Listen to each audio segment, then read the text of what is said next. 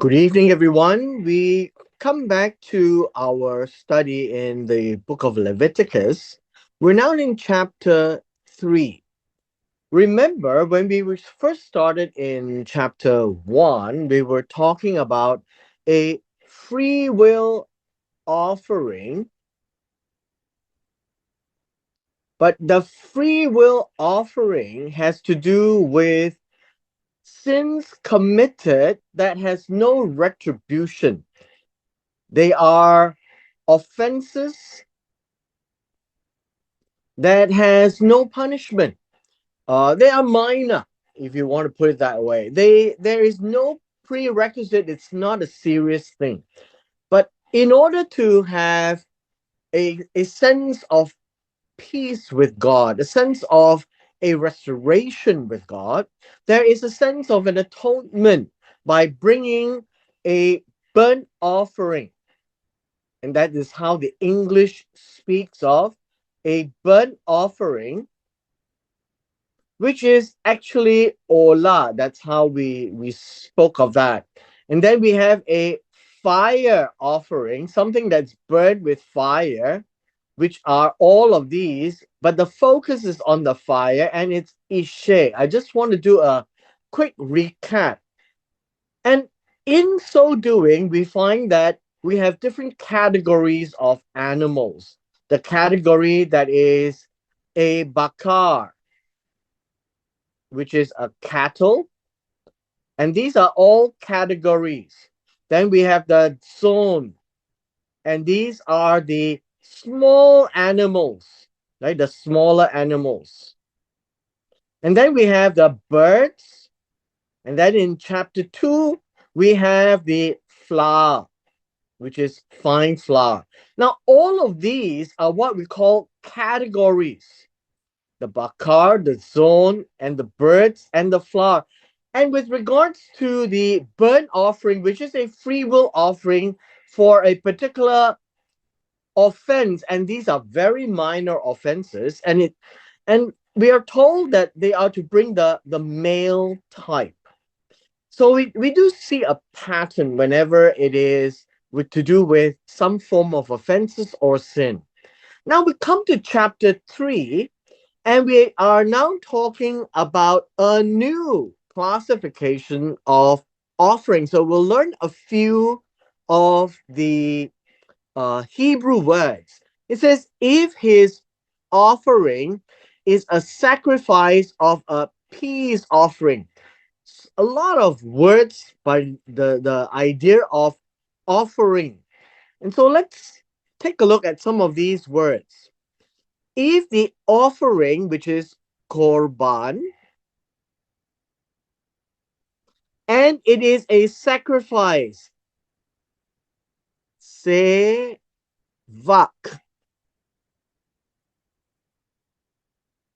and the peace offering is shalimim. Now, let me begin by explaining this. We have talked about the offering, korban. The sacrifice is sevak. Sevak always refers to killing an animal.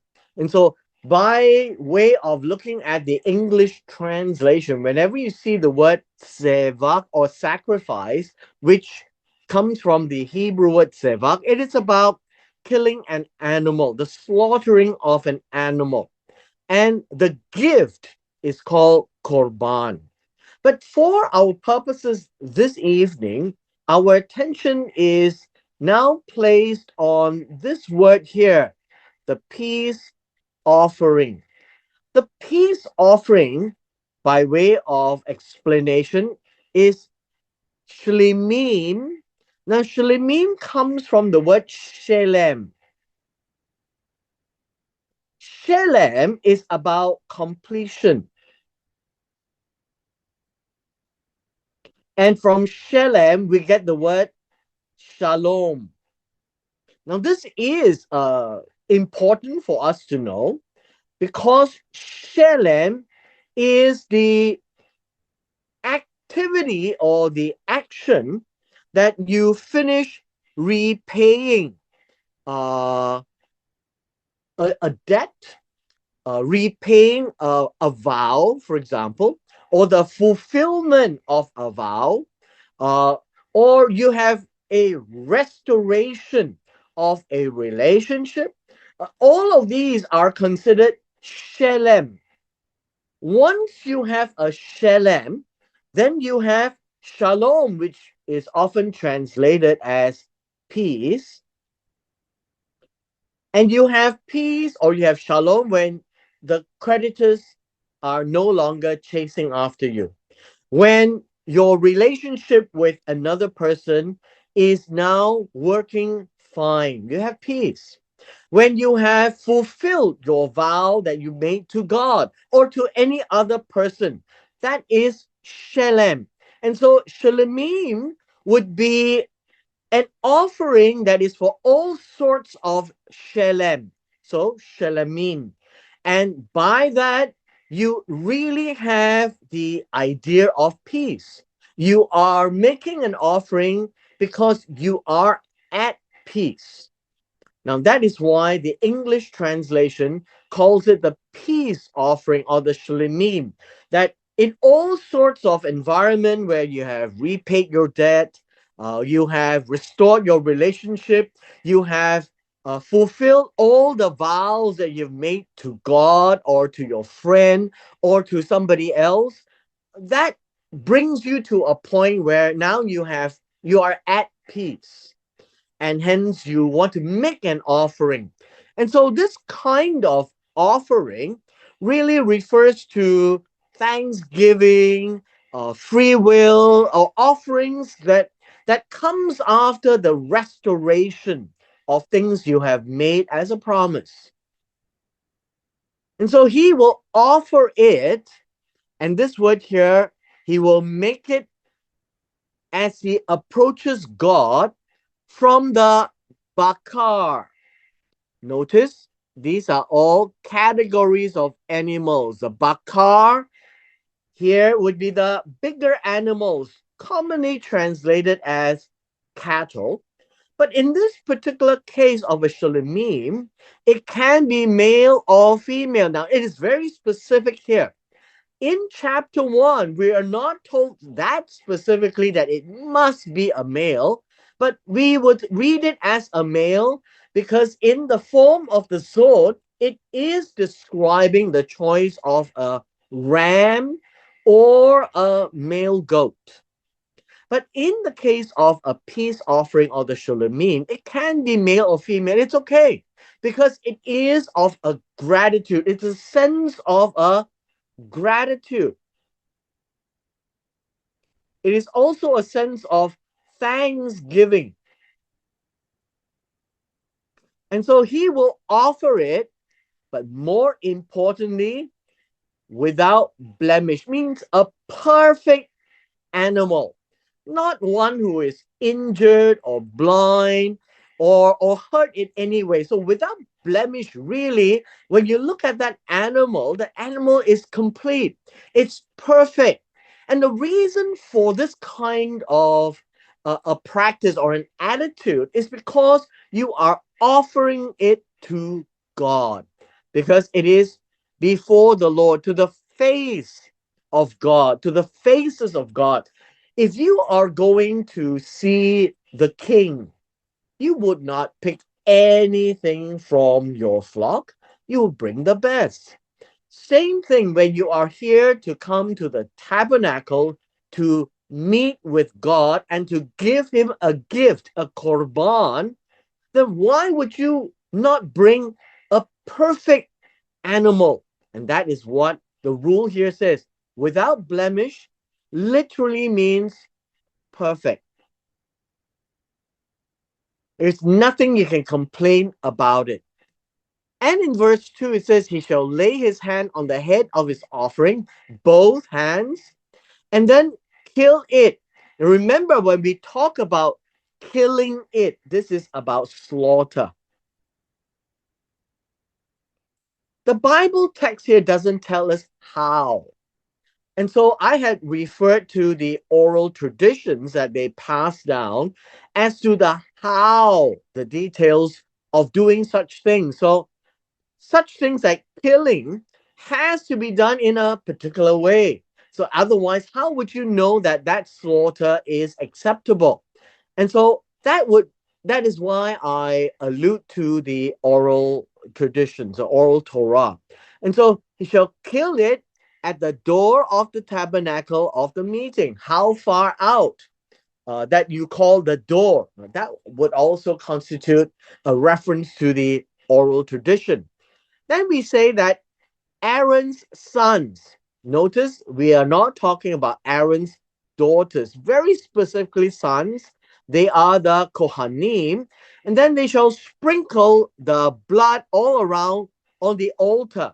So, how do you keep the blood? What happens if some of the blood is spilled already when you do it? How careful must you be? So, all of these is part and parcel of the slaughter of the animal, the process. In verse 3, he shall offer, now this word offer is to karav, which comes from the same root word as korban. So when you approach God, you make an offering of a gift of a korban from the sevak of the shalimim, the peace offering, the shalimim.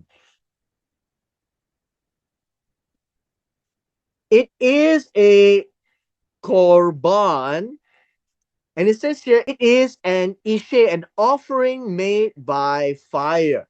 This would be ishe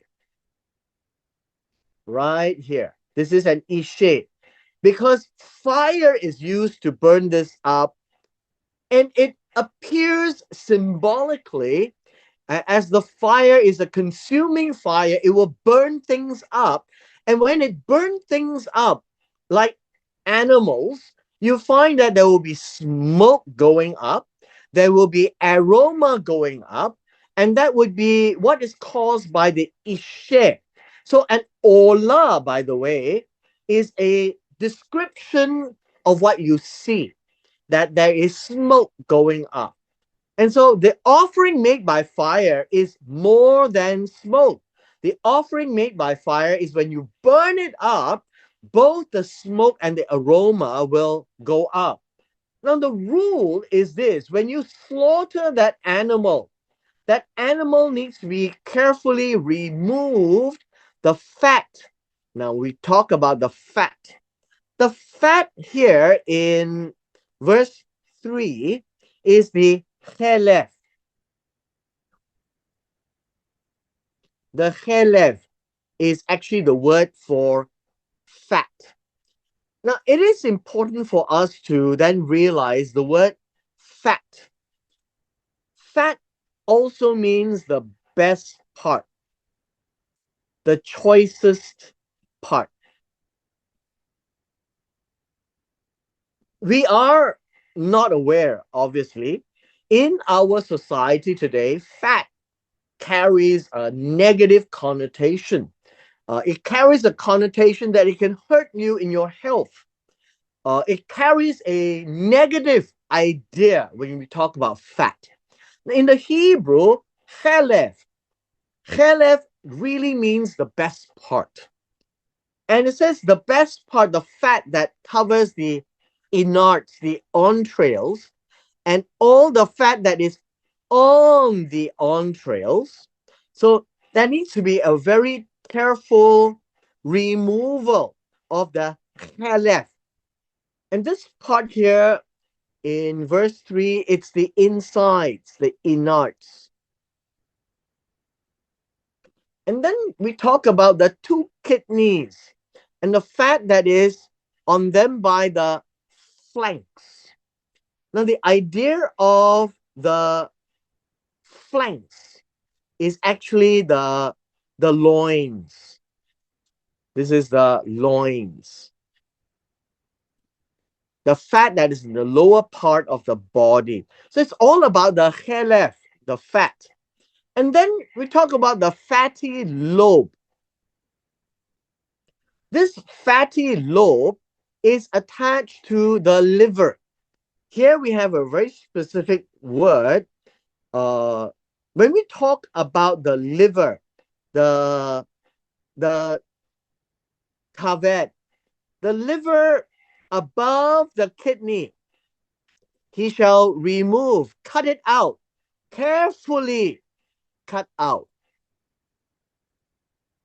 And then we have Aaron's sons shall burn it on the altar upon the olah. The animal is called the olah, which is on the wood that is on the fire. And then you see an offering made by fire, the ishe. And then we see this a sweet aroma to the Lord. We've seen that in chapter 2. The idea here is the reach, the reach nihoak, nihoak. This is the smell of satisfaction or appeasement. This in itself is the idea of a smell. Now we are all used to the Hebrew word ruach. Ruach, generally translated as spirit. I have suggested that we should stay with the traditional rendering, the breath or the wind, because from the same root of ruach comes this word here, the reach, which is actually the smell that comes out. And so the idea of the reach is the essence of the smell. The ruach is the breath or the wind of it that comes blowing. And that's how the two words are related.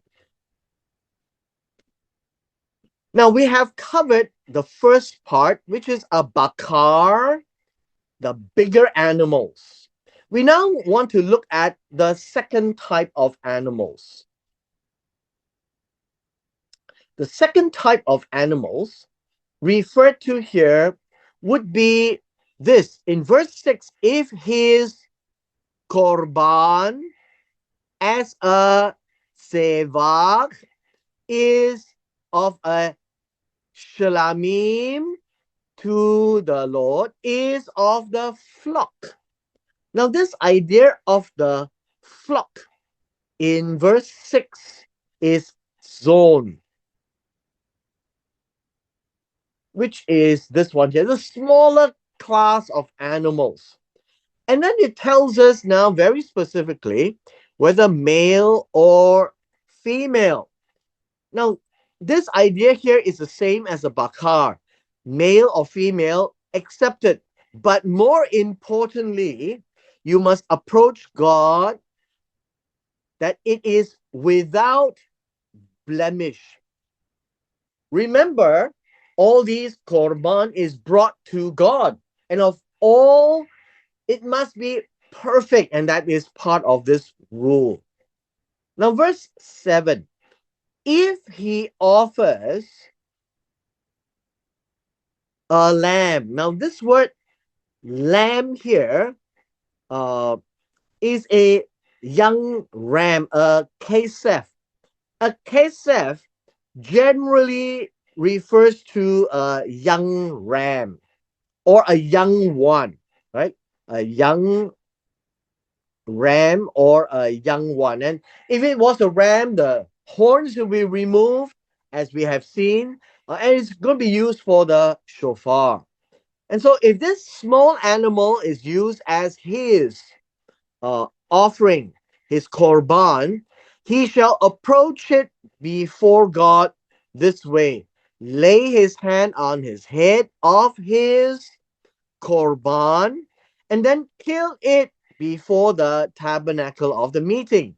Now it says here before the tabernacle of meeting, which then in verse 2, we see here it is at the door of the tabernacle of meeting. That's the same.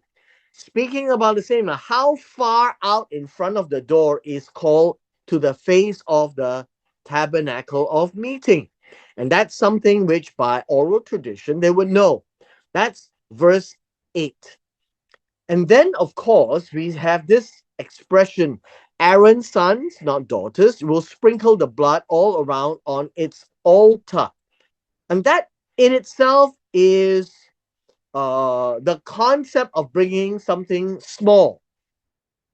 Continuing on from this offering, verse 9 tells us when he approaches God using the tzevak, the killing of the animal of the shalimim, the peace offering, as coming to God as an ishe, an offering made by fire to the Lord, then again it's fat, just like in the bakar, the chelef. And in this case, the whole fat tail. The tail is a fat, which he shall remove close to the backbone to cut it off.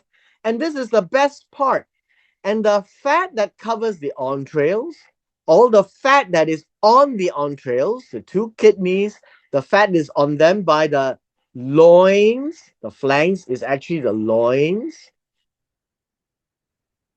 And the fatty lobe of the liver above the kidneys he shall remove. And then all of them together in verse 11, it says here, the priest shall burn them on the altar as food and offering made by fire to the Lord. Now, we need to take a look at this. This word shall burn is to cause to smoke. Cause to smoke is by burning. So the English word is translated to burn because when you place fire to the offering, smoke will come out. Now, it says here also, very interestingly, that it is as bread. Now, this word food is actually bread, lechem. Obviously, in the area that we are talking about in the Middle East, lechem is their standard food. In the Far East, then rice would be the standard food. And so the idea of lechem does not necessarily translate as bread.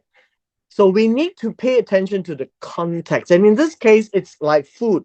There is no literal bread, but there is meat, there is fat. And as the fire burns the animal parts, it is seen as eating food, an offering made by fire and ishe to the Lord. And this is a symbol, is symbolic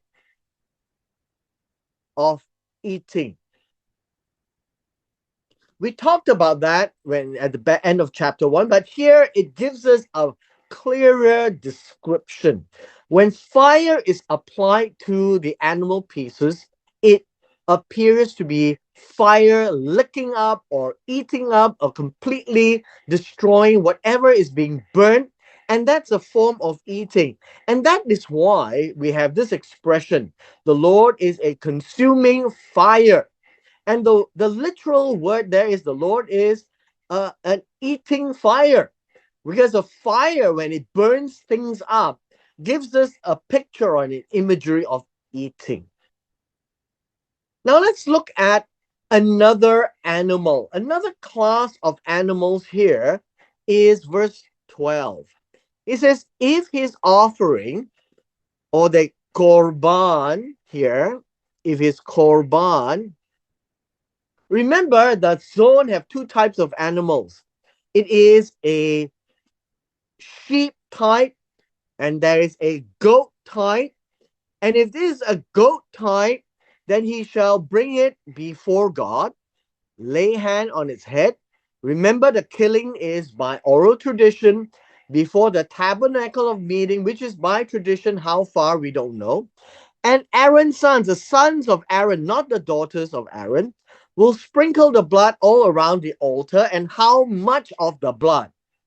Now, verse 14, then we are told, and then he shall offer from his offering, he shall approach God, that's the word offer, with his korban as an offering made by fire, as an ishe to Jehovah. Now, again, it repeats the chelef, the best part that covers the innards and all the fat that is on the innards, the two kidneys and the fat that is on them by the loins, and the fatty lobe to the liver above the kidneys, he shall remove, and the Kohen shall burn them. The idea here to burn them is to cause smoke to rise, right? To cause smoke to rise. To burn them on the altar, and then it will be seen as food presented to God. Uh, whether we understand this or not, this is presented in that sense. It's symbolic because what is happening is the fire represents the eating, but the offering made by fire, the ishe, not only produces smoke, but it also produces a sweet aroma. Now, this word here, the sweet aroma, is reach ni choak. Smell, a very nice smell of appeasement. The smell of the fat in the animal and the fat that is separated out and the meat that is being burned with the fat, the smoke that is rising up, that is to cause them to smoke to rise up. And the ishe is this offering made by fire. Now we come to a very interesting expression. All the fat, all the chalef is to God, right? The fat is for God. So we can actually read it this way. The fat is for God.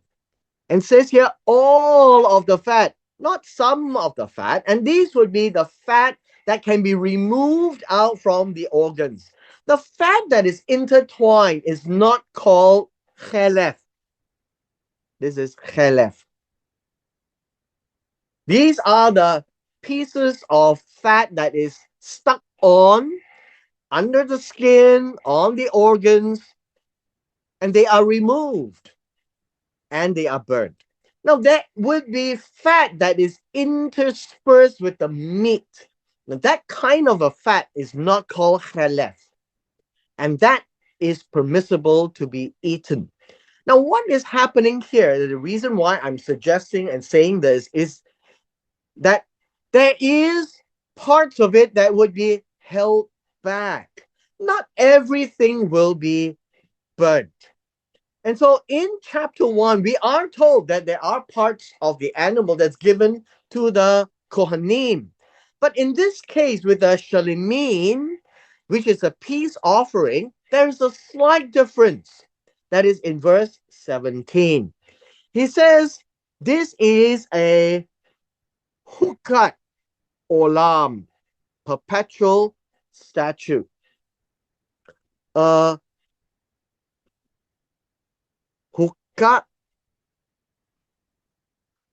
olam. A statute, a rule, a law, if you like, an ordinance. And it says here, olam, ordinance that is for a long time. Obviously, it's usually translated as perpetual or eternal or everlasting. But it is with that kind of an idea that this statute will keep on going for a long time. throughout your generations. That's how long as you exist, you will be doing it. And it says in all your dwellings, wherever you may be. And so here it is understood as the tabernacle. And wherever the tabernacle is, you have to do it. God called Moses from the tabernacle. But we do read this as also the temple later, the first and second when they have been built, right? And that would be important that this has to be observed. Now, the final thing is this. It says, you all shall eat neither fat nor blood. So let me explain this before we close. This is you all. The idea of you all here really means all the Israelites, the one who brings and the family, the one who brings the korban, will take back some of the meat and they will eat it at home. The Kohanim will also take a share of this and they will eat it at the court.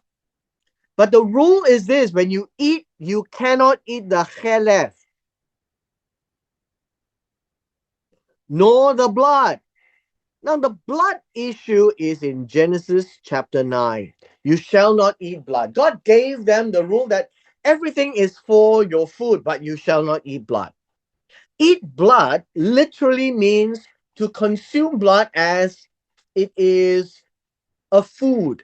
No, perhaps either drinking it or coagulating it and taking it as your food. That would be a prohibition. Now, the second part that is a prohibition here is specifically the fat, the chalef, which is the fat that is stuck on the organs, that is removed, the fat that is stuck under the skin, that is to be removed, and they are to leave it on the altar and to burn it all. The blood is spilled around the altar. So none of these can be touched either by the Kohanim or the person who brought the korban. And so the one who brings the sacrifice can actually eat the balance of it. Not everything is being burned. But the rule is this, and we can see God's heart in it all. He is very detailed. He's very particular. His protocol, remember, God's house, God's rules. You want to see him, follow his rules. The animals must be perfect. But when you take the animal back to eat, or the balance of it that you have not burned as a share, then you are not to take any part of the fat. It has to be burned. The blood are to be sprinkled. And so the fat belongs to God. That is what this means here. All the fat, all the chelef is for the Lord. And as it is burned, the aroma will be so incredible. And that is the best of the sacrifice, seen as food. And the fire licking it up, burnt in totality on the altar. Now, that is the concept that is being presented here in Leviticus chapter 3 with regards to the shalemim, the peace offering, the whenever there's a shalem that's been done, a restoration of a relationship, a fulfillment of a vow, a thanksgiving of sorts, and they must follow. Now, obviously, today there is no temple, there is no tabernacle. And so we study Leviticus chapter 3 not as understanding how the Israelites were to make their offerings, but more so to appreciate God. God is very detailed, God is not superficial. God wants the people to pay attention. God also places very easy to understand instructions. When you do this, this is what you must do. And then there are certain things that you cannot do. Why? God's house, God's rules. You come to visit God, you bring an offering, a korban, a very Eastern Oriental practice. And so, with this, we come to the end of our session today.